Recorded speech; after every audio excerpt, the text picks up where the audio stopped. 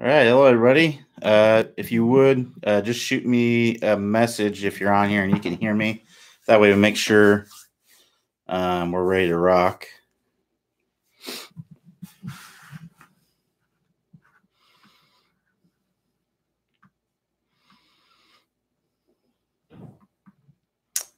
All right, thanks Wallace, Robert, appreciate that. All right, so just wanted to go over a couple things real quick. This is 100% live. I actually it was just like a couple minutes late because I had a delivery come right to the door, so that was good timing on their part. But yeah, if that would have happened right now or 10 minutes from now, I'd have had to go check that out because my dog would have been going crazy and all that stuff. So if I do disappear from it, that's exactly why. And I also want to mention, I see a lot of people posting questions like before we even get started. So if you would, don't start asking questions until basically until I get on here.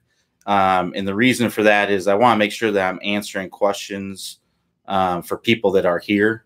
So what I'm going to do is I'm going to go to, I'll go up to 5 minutes ago here, and I'll start with Michael H. So if you were someone who asked a question before Michael H., just copy and paste that in there, and we'll just answer them as we go along here. So, and that's just so I can make sure I answer questions for people that are here and they're going to be able to see them. So let's go ahead and get started here. So Michael H says, I tend to have my left heel come off the ground on my longer clubs. Any drills to correct that?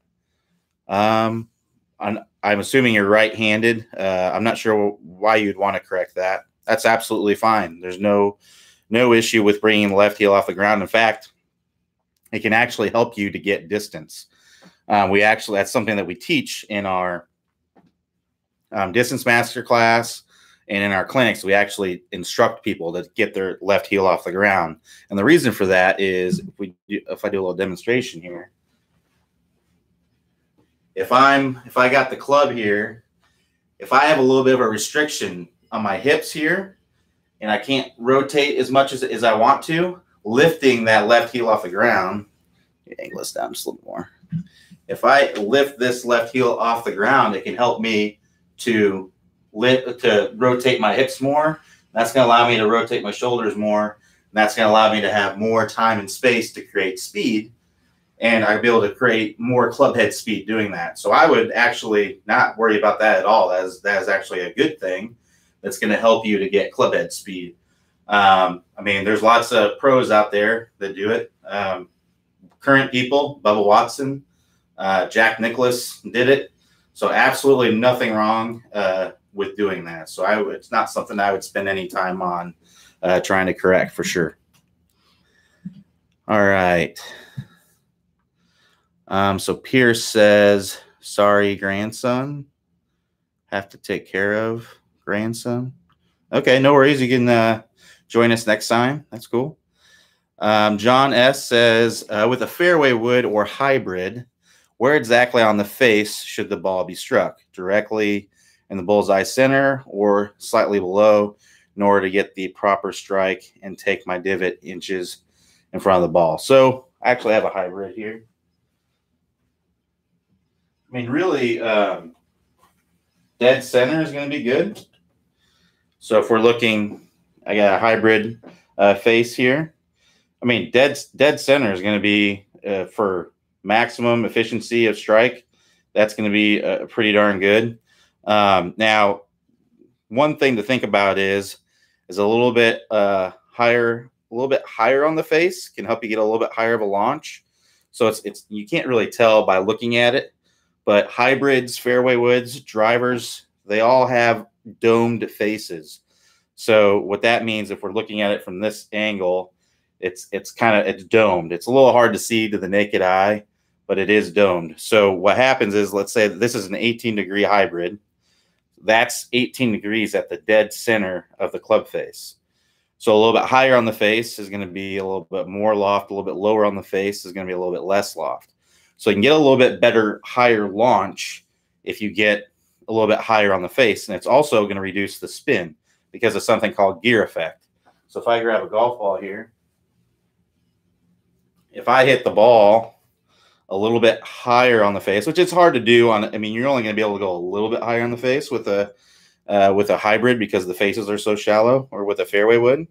But a little bit higher on the face will actually, the ball doesn't top spin, but it will actually, when it hits, it will want to go down toward, the ball's going to torque down toward the center of the face.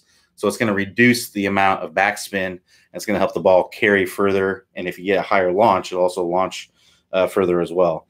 And then if you go a little bit out toward the toe, and I'm just talking just a hair, just a little bit, you know, a quarter inch to a half inch at most, that's going to give you a little bit more club head speed because the toe of the club is moving faster than the heel. On a driver face, it's moving 7% faster. These, you know, hybrids and fairway woods aren't as wide, so it's probably more like 4% maybe. But with on a driver face, if you're swinging the club at 100 miles per hour, and that's measured from the dead center, geometric center of the club, the toe of the club, the edge of the toe of the club could be moving at 107 miles per hour. And for every mile per hour, that could be roughly, you know, 2.5 to 3 yards of distance. So, I mean, if you get, now you don't want to go, you don't want to be hitting the ball way out here because you're not going to have, it's just not going to be a very good strike. But if you go a little bit toward the toe, that'll get you a little bit of boost in club head speed, but you'll also still get a pretty solid strike because you're pretty close to the center. So to answer your question simply, dead center of the face is good. Absolute perfect maximum efficiency to get the most distance would be just a hair toward the toe and a little bit higher on the face to get that higher launch and lower spin with a little bit extra club head speed. All right, so David F says, in order to get a good turn, I don't know, you changed the font to red, and I'm not sure how you did that, but I can barely read it on here.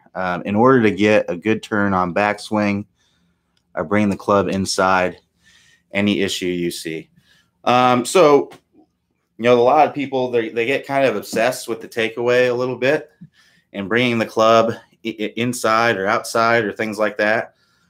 So what I say, the reason why you wouldn't want to bring the club way inside is, let me show you what happens here.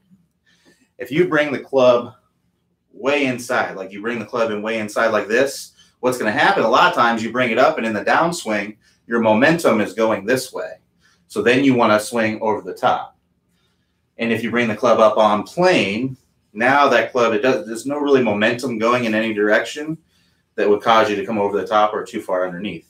And it's the same thing kind of if you bring the club up kind of more outside the hands, a la Ricky Fowler or Jason Day, you know, that club is going outside the hands. You're going to have a little bit more momentum to get the club to shallow out in the downswing. So the way I look at it is some people look at their takeaway. I actually had a ball striking masterclass student this morning who was really worried about their takeaway, but they swung down perfectly on plane in the downswing. In fact, they swung down a little bit to the inside, but they were really worried about their takeaway coming to the inside. Well, they're not coming over the top, so there's really no issue with the club coming to the inside. Look at J.B. Holmes' swing. I mean, he brings it way inside. I mean, it's way over here. And obviously a professional golfer, you know, he's won a tournament this year.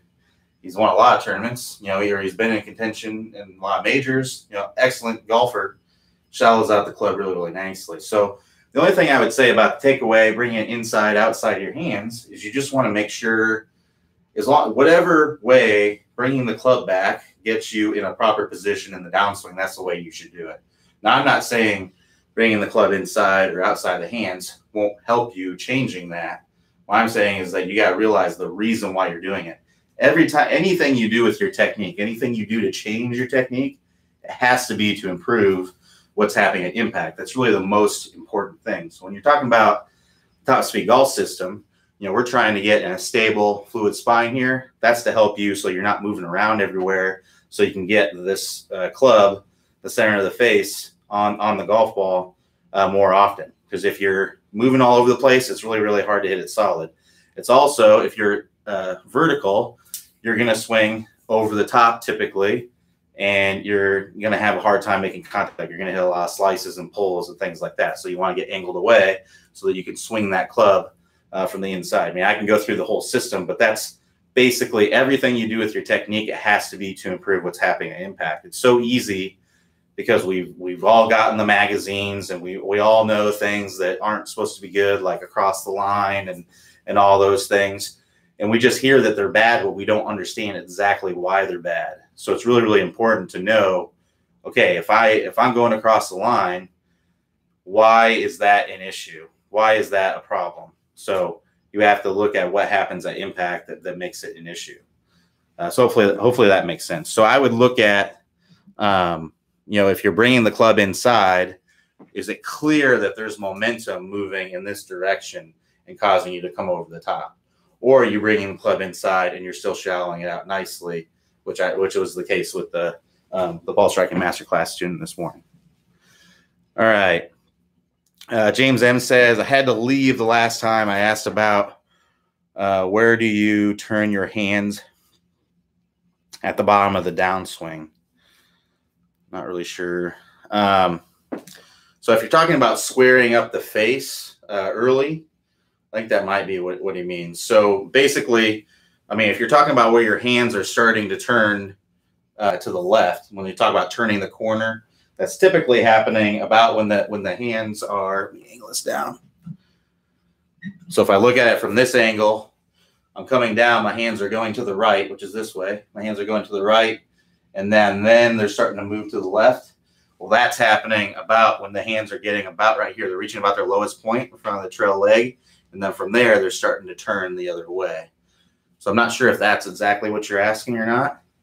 But that's basically where it's happening, about in front of the trail leg, about right there. So that club's about parallel to the ground in the downswing, and they're turning the corner. That was what you hear a lot of time. As far as squaring the face is concerned, I mean, that can happen at many parts of the swing. There's some people, Dustin Johnson, he's squaring it up right here, and he's turning down. John Ram, there's all kinds of ways. I think the easiest way to do it is kind of like what we talk about in the move. It's just, if you look at Brooks Koepka, it's pretty exaggerated if you watch him. He gets it up here, and then he really starts, you watch his left wrist here, it goes like that to start, and that gets that club face squared up, and that allows him to come down into impact with forward shaft lean, because what that's doing, turning that wrist down, see how that face is closing? That's squaring that face. So now all I got to do is just turn into impact, and now I have forward shaft lean here. I'm trying not to hit my fridge. Now I have forward shaft lean as I'm coming in back, and I have a square club face. All right. All right, so Eldridge says here, good to have you here. All right, Stevens, so this is all the people saying I can hear you. All right, so let's get to the next question. All right, so Robert D says, I'm confused what problem my hand's wrist should be at the proper top of the swing. Okay, so the hands position at the top of the swing. So basically what we like to see, ideally what's going to give you in a pretty good position is the hands, the left wrist is to be flat or even a little bit bowed. Now you can be cupped. I mean, Freddie Couples has a cupped wrist at the top, but there's just things you have to do in the downswing to get that club face to square up. Because if it's cupped, the face is more of in an open position. And in order to get that face to where it's closed down, squared up, you've got a lot more movement to do. Now, you can play good golf doing that way. Like I said, Freddie Couples did it for a long time. But ideally, to have good consistency and things like that, I would try to have it nice and flat here with the left wrist, or even a little bit bowed is good. Now having DJ, I mean, I'm trying my hardest to bend my wrist. I can't hold on to the club and do that. Some people can. I don't have the flexibility to be able to do that. If you can do that, then more power to you. That's going to make things a little bit earlier if you can get that club to turn down into impact. But most people are going to fall in this range where it's nice and flat, even a little bit bowed. The right wrist, it's almost like you're holding a tray up here, like a waiter with a tray. That's the feeling that you want to have. And then from there, you're nice and shallowed out, and you can just turn into impact. Now, if you're talking about hand position as far as verticality goes or flatness, that's up to you. There's no set way that's better for golf. There's some things that are better for distance. and other ways that are arguably better for consistency. But as far as distance is concerned, the more vertical you can get, so getting, look at Bubba Watson, he's very, very vertical. His arms are very, very vertical. That's more conducive to distance because you're going to have more space to accelerate the club because your hands are higher. Whereas if you're flatter, a Matt Kuchar, it's arguable that you can be more consistent because if you're vertical, you have to bring that club down to shallow it out.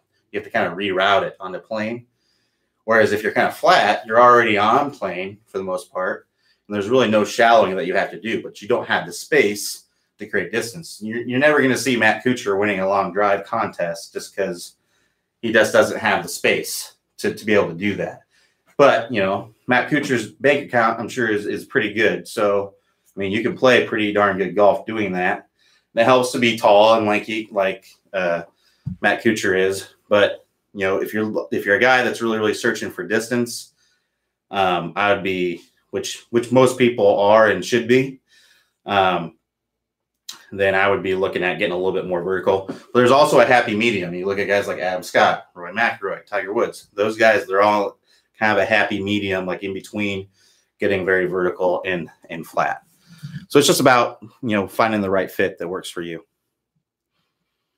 All right, so let me get a drink here real quick. Oops. All right.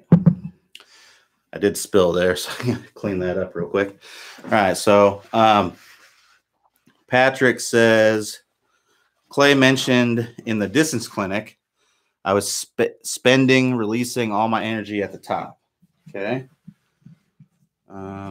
Is there a good drill I can use to wait and not flip or release the club away? Just hard not to after it hard from the top when you're trying to get distance. Yeah, so that's going to be the lag section. That's all top speed lag right there. So what Clay is, now I haven't seen your swing, but just based on the information that you've given me here, pardon me while I clean this up. I don't want this to get all sticky. This is live, so things do happen. So basically what you're doing is, if I grab a club here, is that at the top of the swing, you're doing this, is what I'm imagining. If you're releasing from the top, you're doing this. So when you do that, you're releasing that club early. You're almost always going to release that club early, and you're burning out all that energy before it gets to the golf ball. Ideally, what you'd be doing is you'd be getting here, you would have this angle, and then in the downswing, you would sharpen up that angle. So the angle between my arm and the shaft here, you see how I'm storing up lag, and then from here, this is about where you want your max lag position to be. This is about when the lead arm is parallel to the ground. You get here, and then you would start to release from there, and that would allow you to release out in front. So stick behind the ball drill is going to be a really, really great drill to help you to start storing up that energy so that you can release it out in front. But you know what? Not every drill agrees with everyone. There's going to be some drills that do better with some people than others. So if that one is not working with you, give it up. There's tons of lag drills on the website. One thing I like to mention in pretty much every office hours is there's a great search engine on the website. So no, sometimes it can be a pain in the neck to come here and have to schedule time to go to these office hours. And a lot of times, almost all the questions I'm answering here, we have a video on that already on the website that will answer your question. So if you're ever searching or looking for something or have a question, use the search engine on the website. There's tons of videos on the website. It's crazy. So in the upper right-hand corner of the page, I'm not sure if there is one on this page or not, but if you go to the home page, in the upper right-hand corner, it says search this website, and there's a search button there. Type in any keyword. So for you, it might be, casting. That would be a good word. Releasing, things like that. You search that word on there, it's going to find a lot of videos that go along with what you're looking for. So I definitely take a look at that. But if you're releasing from the top, that's all just working through the top speed lag section, working through all those drills and getting comfortable with lagging the club. That's what's going to help you the most, especially if you're casting, to get some speed for sure. All right, so Stephen B says, my miss is a toe strike whenever I'm trying to increase my speed. When I slow back down to my normal shot, I seem fine. I feel like my left shoulder is moving away from the ball, but I can't figure out if it is because I'm uncoiling too much through impact and not letting the club fully release, or I'm standing too far from the ball. My divot is usually slightly into out or straight. So, I would say, the easiest way to get rid of toe strikes is, this might seem very trivial, but honestly is just, line up to the ball however you normally do. And if you're feeling, a lot of golf is adjusting your feeling to get the desired result that you want. So if you're feeling that you're always hitting the ball in the center of the club face, but the reality is you're out here on the toe, then what you may want to feel is that you're hitting it here. Try to intentionally hit the ball on the heel. And what that will do is it will likely move the strike closer to the center of the club face, and you'll end up with better strikes. Now, if you do actually hit the ball off the heel, then all you have to do is just ease off of that feeling a little bit, and the strike will move toward the center. If you still hit it on the toe, then exaggerate it even more. I mean, you may even want to feel like you're hitting some S words, some hosel rockets, right? So I would definitely be doing that. As far as swing mechanics are concerned, a lot of times toe strikes, a lot of it does come from coming up out of posture. There's all kinds of things that can happen that cause toe strikes, but without seeing your swing, there's really no way for me to know for sure. But what I can tell you, most of the time, what I see is in the downswing is I see this. They're moving away from the ball.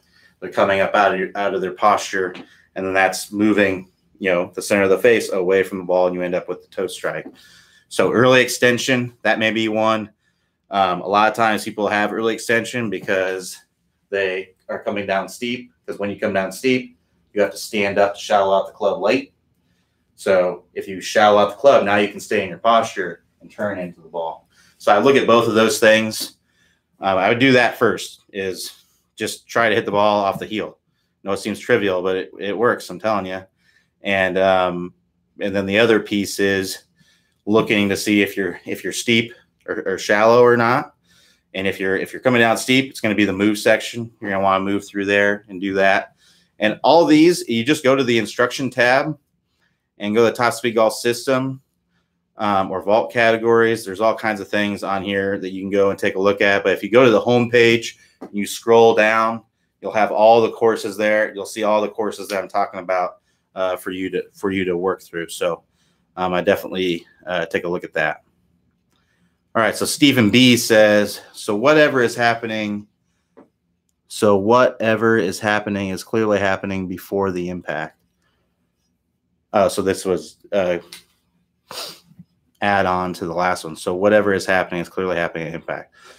So yeah, so what you want to do is, like I was saying, is I would try, the easiest thing to do is just going to be adjust your feeling, because there's no technique you have to change or anything. And your feel is constantly changing. So you may go out there sometime and you're trying to hit the ball on the heel, and then eventually you might start actually hitting the ball off the heel. And at that point, it's the same process. You're going to try and move the, if you're trying to hit the ball on the heel and you're actually hitting the ball off the heel, then you're calibrated. You're doing what you're trying to do. So at that point, just try to hit it off the center. So like I said, it's about adjusting your feel to get the desired result that you want. If your feel is real, then you're in good shape. You're probably going to hit the ball pretty good that day. So I definitely work on that. All right, so Christopher M says, why contact is mostly on the heel now? How to get the sweet spot? I'm left-handed, rookie, 7 years old. So what I just talked about, with Steven, moving that, do the same thing, except opposite. You're just going to go toward the toe. You're going to try and hit it toward the toe as much as you can. That's the easiest way to fix it. As far as technique is concerned, I would have to see your swing to know exactly what's going on there.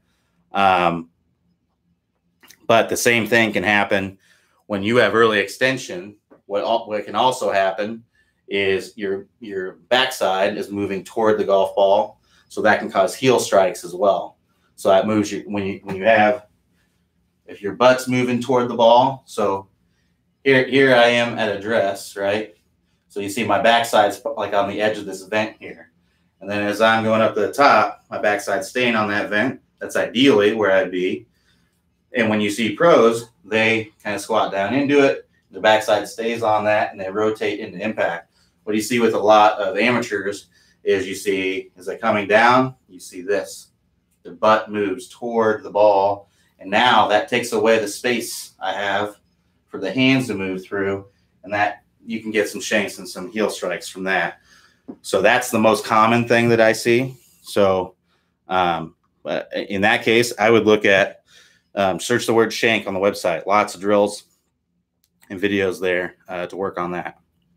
Like I said, the easiest thing is just try to hit the ball off the toe. Excuse me. So Samuel B says, I can't get the left shoulder, right shoulder under, right shoulder level or slightly higher than the left at impact. So you're saying, I see. Okay. So your shoulders are leveling out. Yeah. So again, that's coming out of the posture. So I would look at, make sure you're shallowing out the club. Most of the time, people, when they come out of their posture, it's because they're steep in the downswing. Because in order to get that club to the ball, to get it to come down back on plane, you have to stand up to drop that club back down on plane. Otherwise, if you stay in your posture and you're steep, what's going to happen is you're going to swing way over the top, or you're just going to throw that club right into the ground, right behind the golf ball. So because we're good athletes and we want to get this club on the ball and get everything moving back, what happens is we stand up and everything drops underneath, and then we hit that flippy shot. Now, you play good golf doing that way, but your swing is going to become very, very timing based. And I mean, you're not going to be very consistent doing it, but you're going to have some good days for sure where your timing is on. So I would make sure that you're shallowing out the club. If you are shallowing out the club and you're still releasing that club early, then you're going to want to look at, are you casting? If you're not casting, then you're going to want to make sure that you're releasing the club, right? So that's what I would look at. All right. So yeah, just to add on to what Samuel was saying there. So if you're coming out of your posture, like I said, the most common thing is the steep thing, but there's also a good drill. Maybe you're not steep and maybe you just need to work on staying in your posture a little bit better. So there's a great drill. It's called shoulder to shoulder. Go to the search engine, search shoulder to shoulder. You put a towel on the ground, and in the backswing, you're trying to get that butt into the club to be pointing at the upper part of the towel. And then in the downswing, you're trying to get this butt into the club to be pointing at the lower part of the towel. And that helps you to get the feeling of staying in your posture. Then you do some practice swings trying to replicate that same shoulder motion. And that's really going to help you. All right. So Eldridge says, please explain the function of the right elbow doing the downswing with reference to shallowing the club and bowing the wrist, or bowing the wrist, shallowing the club. So basically what happens is in the downswing, this right elbow, it's got to come into the side, because unless you just have a freaky flexible wrist, you know, if your elbow is out, if you keep that elbow out here and away from your body, you're going to come down steep. There's no way you're going to be able to shallow out the club. So when you're coming down, you got to get that elbow kind of coming into your body. So if you're really having trouble shallowing out the club, you're bowing your wrist as much as you can, and you're trying to turn the doorknob to the right as much as you can, assuming you're right-handed, you're trying to turn it as much as you can, but you just can't get it. Look at that right elbow. Look at what it's doing. If it's like this, like a baseball player, if you're like that, if it's out away from you like that, man, you're going to have trouble, because you're just going to want to push it. So get that right elbow. Feel like the point of your elbow is coming in and it's pointing more down toward the golf ball. And that will really, look at what I do with my elbow. I'm not going to change my wrist angles at all. And all I'm going to do is tuck my elbow in. And look at what that does to that shaft. It gets that shaft working underneath. So you got to get that elbow turning underneath. That impact, you're going to have, your right elbow will have a little bit of bend in it, and it'll be in toward your side a little bit, just like that. And then you'll release it. But yeah, try to feel like that right elbow is coming down into the side of your body as you're coming into impact. There's a crazy detail video on elbow motion. I definitely take a look at that. talks a lot about in detail about taking a look at that, or about how the elbow is coming in. All right, so Rob S says, I'm going to shop for pre-owned equipment, but need to get fitted first. What data do I need to know, and how do I apply it to my decision making?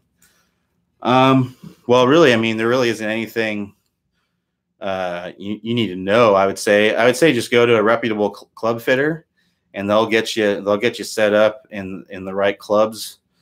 As far as getting pre-owned clubs, if you're looking, so I know that Club Champion is a great. I don't know if you have one available near you. It's a franchise.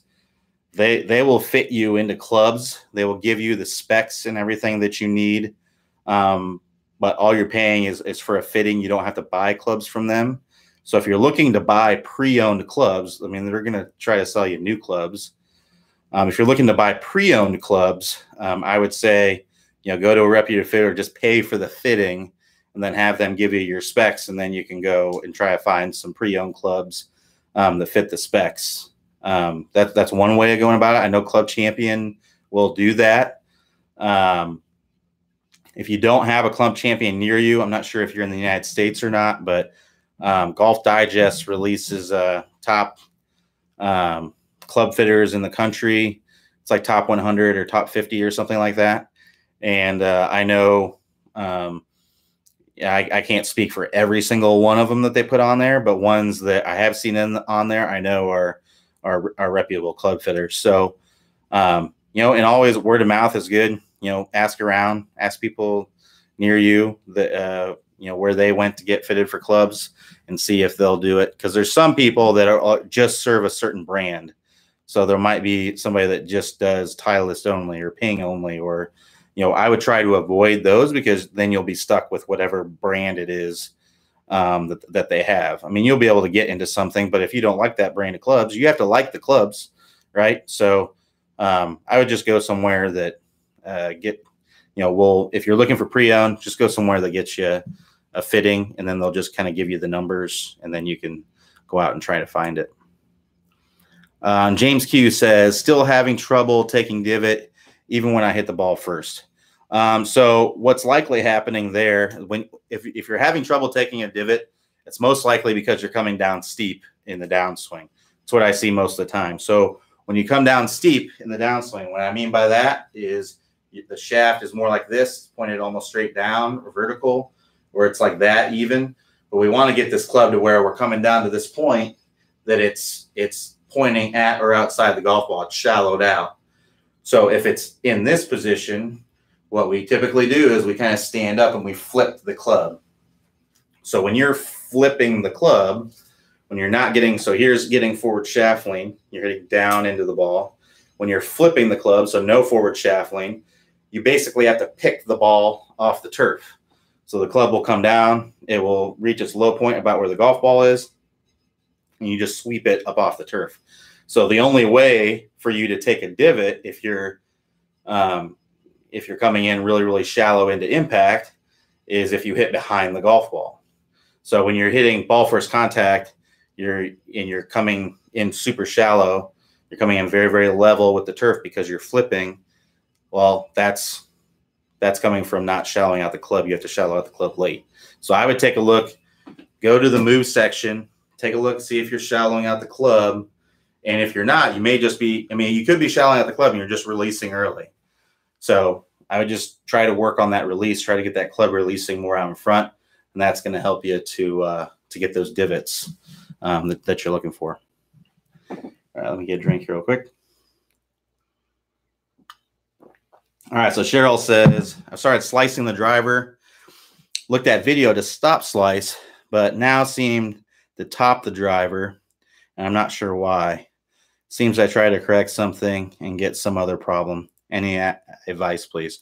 So whenever you're changing something, you're changing the way that you hit the ball. So other things are going to change. So you've learned how to hit the ball or hit the ball in the center of the club face with a slicing type swing. So when you change it to a not slicing type swing, now you have to learn how to hit the ball from that. So you got rid of the thing that was making you slice the ball, and that could introduce other things. So what happens is if you're slicing the ball, that means that your club path is most likely going outside in. So now you're probably swinging from more inside to out.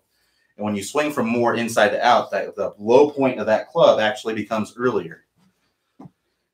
So let me exaggerate this so I can kind of show you. So here's an exaggerated version. This is inside to out. So if you're looking at this inside to out, that the club is bottoming out about right there, and then it's on the way up. So this is exaggerated.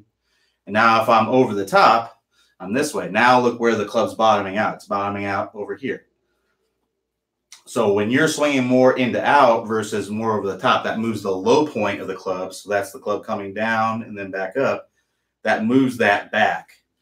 So what's likely happening with your top shots is you're coming in, you're reaching the low point, and then the club's on its way up, and then you're topping the golf ball because the club's on its way up when it's too much and it's topping the golf ball. So the easiest thing to do, I would say, is, it's like we were talking about earlier, a heel and a toe strike.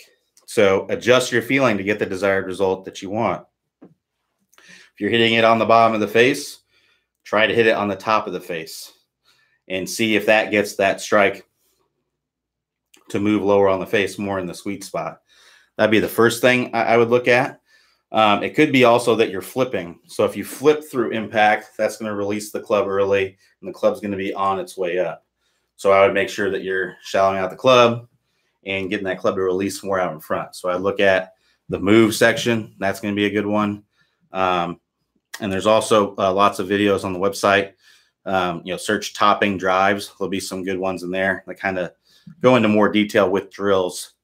I won't go through all those just because we have a lot of questions. I want to make sure everyone gets their questions answered. But I would go topping drives and I would take a look at that. But that's basically the explanation of what's happening there. All right. So Charles W. says, only started system about 2 weeks ago. Lost to right corrected, but not falling back on heels. So pulling with occasional hook. Game improving, but new problem. So it's like, when you change things in your swing, it may introduce other things. So you have to adjust. So if you're hitting a hook, that means that your face is closed to the path. So your club comes in, it's probably coming in into out. So it's coming in like that to the ball. And the face is closed to that path. So you're getting that ball to start in a direction that it's going to curve to the left, which I assume if you're right-handed, that's your hook. So what you'll want to feel like is more like you're swinging, probably more like you're swinging over the top. I know that seems counterintuitive because over the top is bad, right? But you're adjusting your feeling to get the desired result that you want.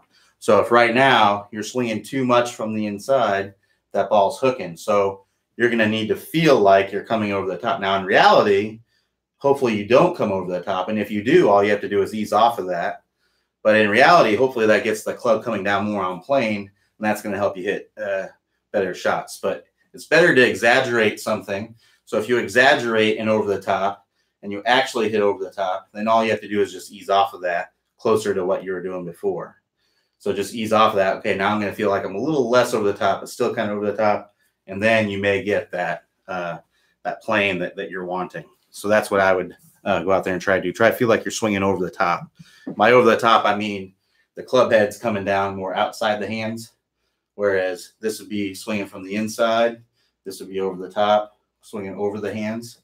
And this would be, if we're looking at the camera, this would be more on plane, where it's in line with the hands. All right. So let's take a look. Aiden D says, do you use the move on the driver? Yes, you want to shallow out the club and square the face early with everything. There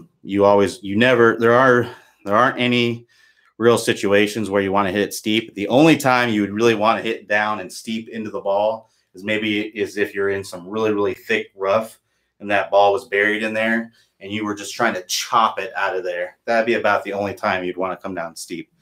Pretty much any other time you're wanting to shallow out that club and square it early. Yep, same thing with fairway woods. Yes, sir. All right, so Mike says, how are wiffle, I don't know why it censors balls, but how are wiffle balls best used for practicing? I would say, we can't always make it to the range. So, using a wiffle ball outside, it's just good to hit at something. It's better than just taking a practice swing. So, using wiffle balls outside, maybe in your yard where you don't have a lot of space, it's definitely good to use those. Because like I said, it's easy. It's much better because you're hitting at something than just doing a practice swing. And that way you're also getting feedback. You hit the ball, you get some sort of feedback on what happened with it. I recommend there's these, they're called almost golf balls. Now they're going to fly further typically than a wiffle ball, but they'll react like a golf ball would. So if you hit a slice, it'll slice. You hit a hook, it'll hook. If you pop it up, you'll get a little bit better feedback from it. Now they will fly a little bit further, but you'll get at least some good feedback from that, and an understanding of what you need to do to change your swing. All right, so Ronnie says, I keep hitting behind the ball or hitting the ball and not taking a divot. So that's exactly what I was talking about before, is you're likely flipping. So if you look at your swing on camera, look at where you're releasing the club. Are you releasing it 45 degrees out in front, like we talked about in the Top Speed Golf System? So you're coming in and you're releasing that out in front about 45 degrees. That's where the club is bisecting the arms right here. Or is that happening like right there, just in front of impact? So I would say if you have trouble chunking it, and when you do hit it good, you're picking it off the turf, that means that you're releasing that club early. So you got to get this club. Most likely you're coming down steep, or it could be that you're casting. So I look at those three things. Are you coming down steep? Are you casting? And are you releasing that out in front? So if you are in that order. So are you shallowing it? If it's yes, then look at if you're casting it. Are you casting it?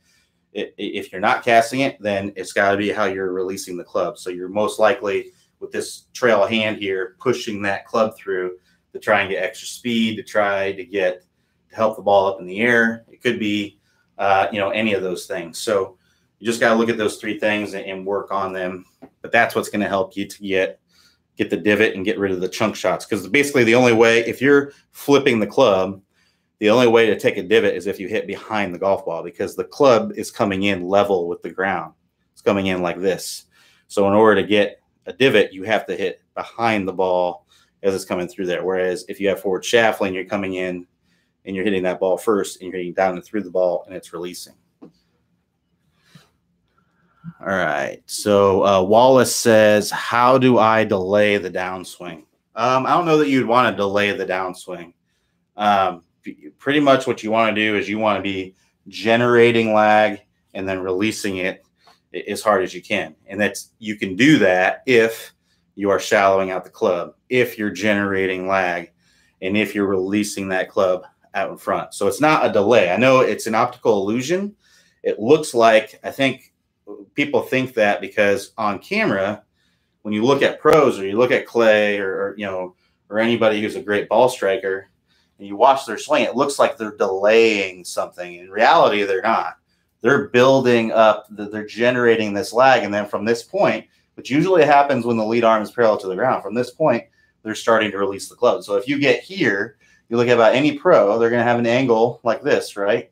And then if you go 2 frames, so boom, boom, you're going to see this angle has started to, you're starting to lose this angle. So maybe the club's at about 90 degrees now between the arm and the shaft, whereas up here it was like that. So it's slowly starting to release to that point. They're not holding on to anything. It's generating, and then it's starting to release from there. So I would say the best way to delay the release, to think about it in those terms, is you got to be generating lag in the downswing, right? And then you've got to be shallowing out the club. So I look at top speed lag, and I would look at the move to make sure that you're doing those 2 things. And then the club will look, you'll have that optical illusion of your own, or you'll see that it looks like it's being delayed, but in reality, you're generating lag and then releasing it as hard as you can. All right. So Wayne V says, do you believe your hands should be very active or passive in the golf swing?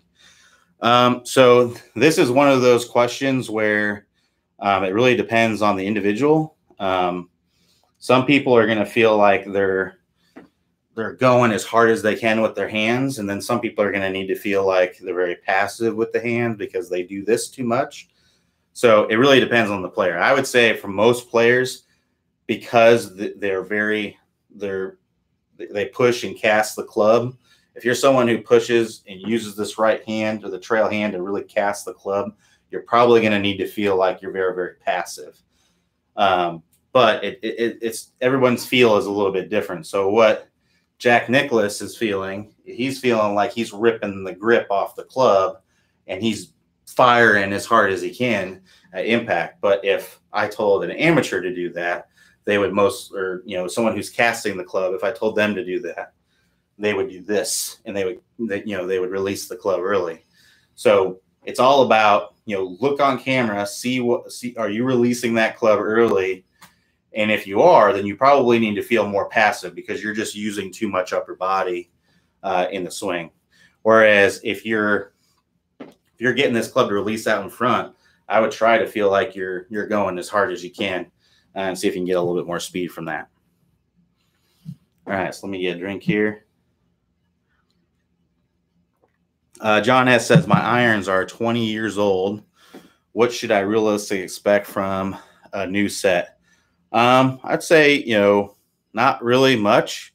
In the last 20 years, there really haven't been the last big advancement in irons, like huge advancement, like revolutionary, was Ping I2 irons. That was pretty much it. And that was when they put the perimeter, they put weighting all around the perimeter of the club. And pretty much all irons are built that way these days. They have weighting all around the perimeter of the club. And what that does is that lowers the MOI. It makes it so that when you hit it, it's less resistant to twisting. So your strikes, are a lot better. And it also makes them more forgiving. So, depending on what you went from, if you went from blades to a player improvement iron, it's going to be a lot different. But if you went to a similar type iron to a newer iron, but basically kind of the same design, I really wouldn't expect much of a difference, really, in performance-wise. It's going to be more about what you do with it. Let's see here. Timothy F. says, 2 questions for you, Q. What's the best way to eliminate low inside takeaway? And so let's answer that one first. So if you're bringing the club back low and inside, there's a great drill that I like to do. And again, this goes, I don't know if you were watching the beginning of the video or the beginning of the office hours where I was talking about why takeaway is important. So unless you're coming up over the top, I would not worry about an inside takeaway. If you're bringing the club inside and you're bringing the club down on plane, then don't waste your time messing with your takeaway. You're just your time is going to be better served working on something else. But let's say that you do need to work on your takeaway because you're coming over the top. Well, if that's the case, I would take a club and an alignment stick. Not sure if you can see this or not, but you can see this club on the ground here. So if you set up to it, I'd have it to where it's angled out that way. And then what I do is I just try to feel like you're up here, you're trying to match the club on top of the ball. So if I were to drop this straight down onto this club, it'd be right in line with it. So I just do some practice swings where you go up here and pause, club is outside of the hands, and then continue to the top and swing through. I do a bunch of those where you pause right here, club is in line with that, it's outside of the hands, continue to the top.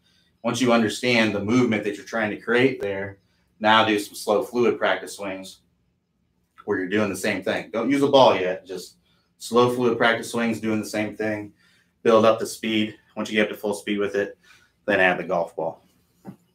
That's really it's a simple drill, but it'll work and help you to get that club working right. All right, so second question for Timothy was, most tour players clear their hips way before impact. Looks like they start rotating them before their backswing is finished. What is the secret to hip speed rotation? Does the right leg knee play a major factor, or is it pushing off the ground? So part of it is using the lower body to start the downswing. Most people who aren't good ball strikers, they get here and their first move down is right. It's with the club and the arms. So when you have that first move down, it's starting from right here. You virtually have no chance. Your arms and everything are just going to outrace everything. So the first thing you got to do is make sure that you're starting the downswing with the lower body. So it's almost like if you were to think about it this way, just to make the numbers easy, at the top of the swing, you have a 90-degree. So if I scoot back here, you have a 90-degree shoulder turn. So let's say you have a 45-degree hip turn. So 45-degree hip turn, 90-degree shoulder turn. So in the downswing, what usually happens is I'm getting my hips back to square, and my shoulders have gone back to about 45 degrees. So really to this point, it's all been hips. There's been no upper body. What's brought the club down has just been hips. So if you go to Momentum Train, search Momentum Train. That's a video from the straight line release section. It was a great video where Clay puts an alignment stick through his belt loops, puts it, it holds the club across the shoulders, and you see like the sequencing and how that all works. So I would definitely work through that drill. Really the secret is to get the lower body, work the downswing from the ground up. So it's going to be, your knees and your legs and everything, they're all going to be involved with it. And you're going to be turning those open, and the shoulders are going to go along with it. And then from there, that's when the shoulders start to catch up.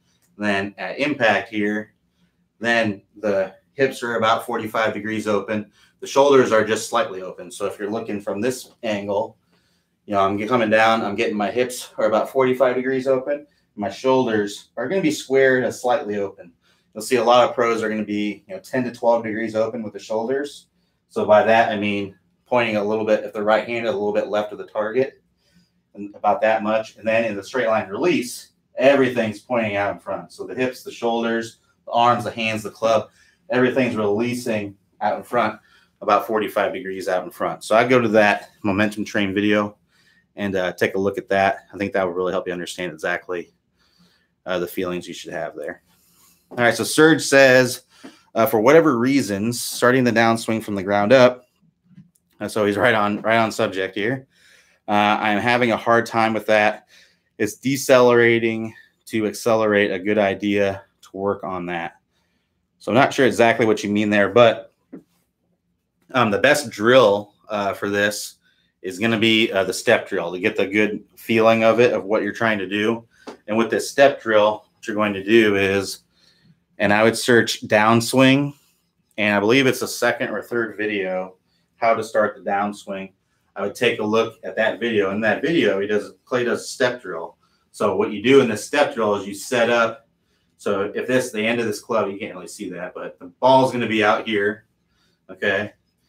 So I'm in my normal stance, right? My ball is straight down from this club right here. I'm going to put my feet together. I'm going to point that club out in front of my feet. And as soon as that club passes in front of my feet, I'm starting my downswing. And I'm going to make sure I get a big turn my back to the target. My momentum is going this way. So now as soon as my foot hits the ground, I'm starting to rotate, and then my downswing is starting, and I'm getting everything moving in that direction. So I would look at that video, do that step drill. That's the best drill that I know of to help you get the feeling of you going from the ground up to get that swing started. It's also great for speed. All right, so Carl says, please cover when to shallow the club in the backswing and when to tee. I think all right, when to turn the wrists to the back in the downswing. So in the backswing, you don't really want to shallow the club in the backswing, because what happens is that's swinging flat, like really flat. So if you come in the backswing and you shallow it, what's going to happen in the downswing? You're going to have momentum going in the opposite. You're going to tend to want to go like that. So what I recommend doing is getting the club working like that, so that it's easier to shallow. You have a place to go with it. So it's happening in transition. It's basically happening from the top of the swing to where that lead arm gets parallel to the ground. That's where you're getting the club to shallow, and that's where you're getting the turning the handle down, turning the wrist down. So that's going to be a tennis racket drill, 1.3 from the move. You'll want to go through there and start working on those. All right, so Alan M, we got about 5 minutes here. Alan M says on 1.4 massive lag, Clay says to hinge the wrist at the top of the backswing as you swing down. Robin G087 says to hinge the wrist, the 730 position in the backswing. Why the difference in concept? I'm not 100% familiar with the video that Robin's talking about, but I will talk about how wrist hinge affects lag. So there's a lot of players actually that set their wrists early and generate lag. So it's kind of like what I was talking about earlier. If you, everything that you do with your technique, it has to be to improve what's happening at impact. So, we say don't hit, hinge your wrists early. Well, you have to understand why you don't want to do that. So there are players, Danny Willett and Dustin Johnson, for example, major champion winners, right? They set their wrists early. They pick up the club, but if you look at both of them, they both get a full shoulder turn and they both generate lag in the downswing. So here's the reason why you don't want to set your wrists early, in general, and why I generally like to see people to have a little later wrist set. And the reason is if you set those wrists early, you're going to tend to pick up the club and not get a full shoulder turn. So that's one reason. The other reason is that it's the momentum thing. So if I'm setting my wrist early, now I don't have as much momentum going in this direction behind me. And when I switch directions in the downswing, it's going to be a little bit harder to generate lag. So there's the two reasons. But if you are setting the wrist early, getting a big shoulder turn and getting tons of lag, then it doesn't apply to you. You can set the wrist early all day. So, you have to do what gives you the best results. So if setting the wrist early, you still get a full shoulder turn, it helps you to generate lag. But some people, it does. Some people can't get the concept of, it doesn't really work for them. The concept of letting the club kind of do the work. They like to feel like they have it set, and then in the downswing, they just kind of down cock it a little bit. So that might work better for you. And that may be what Robin was going for in that video. I'm not familiar with the video that you're mentioning, but it's really, there's not all videos are going to be exactly correlating with each other, but I will say it all comes down to the 5 pieces to the Top Speed Golf system and what gets you into that proper position. Those are the most important things. So that's what I would look at. I would look at, are you generating lag?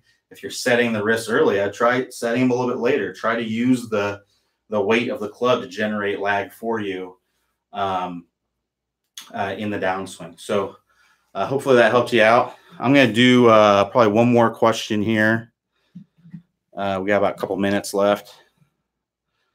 All right, so James S just says straight, so I'm not sure what that has to do with. I apologize if I'm not sure. I'm not sure exactly what he's asking there. So Brent P says, by hitting my irons off the toe to hit the center, I've been addressing the ball on the heel or swinging at a sweet spot 1 inch outside the ball. So that's not really a question, but what I would recommend, lining up to the ball as you normally would. And the reason for, it might seem, again, it might seem kind of trivial if you're hitting it off the toe to line up the ball on the heel. But what actually ends up happening is subconsciously, you've got this ball lined up on the heel. So what happens is if you come back down to impact that same and try to hit it, try to swing the same way, subconsciously, you're actually going to bring your hands in, and it might make a toe strike even worse. So what I would recommend doing is just line up where you normally do. Don't change that, but line up the way that you normally do, and then try to intentionally, with your swing, try to intentionally hit it off of the heel to get the strike to move closer to the center. That's what I would recommend doing. If you line it up on the heel and then try to hit it off the heel subconsciously, you're going to pull your hands in because you can just feel it like you're going to hit that. So hopefully that makes sense. I'll answer one more question here from Sam M, and then we'll wrap up. And I apologize if I wasn't able to answer your questions. We just do. I wish I could sit here all day and answer questions for you guys, but Unfortunately, it's an hour a day. So come back tomorrow morning, and we'll definitely answer some more questions. But Sam M says, does club lag really increase by shallowing, or is this just an optical illusion due to angle of view? That's a great question. So it doesn't technically, it increases the appearance of lag, the shallowing. So if I have the club, if I have it straight up and down like this, so let's go like this. So I can only bend the shaft back toward myself roughly about 20 degrees, something like that, most people. So if I go at this angle, that's straight up and down, I've created a 20-degree angle. So now here, I'm going to shallow it. So now I'm shallow, and now I'm going to go back to that same view. Now look, see how it's increased the angle there? The angle is smaller, so it's created the illusion. And then so the appearance of lag comes from three things. It comes from it comes from the angle that you're setting with the wrist, which is about 20 degrees of it, right? The other piece of it is the shallowing. And then the other piece of it is just the momentum. So you have momentum going this direction, which creates the lag. So if I were, here's how as much as I can do just by holding it there. Now, if I go like that, see how I got a little bit more? See how the angle sharpened? It's because I have momentum going that direction. So that's what creates the angle of lag. So hopefully that makes sense. Everybody, thanks for joining us or joining me. Again, I'll be back here tomorrow at 9 a.m. sharp. Hopefully sharp if we don't get any packages delivered right when I'm about to start. So hopefully you can join us then. If I didn't answer your question, I sincerely apologize, but yeah, I can't sit here. I wish I could sit here all day, but I just can't. So everybody have a good day. Hopefully you're able to get out there and play some golf. Talk to you soon.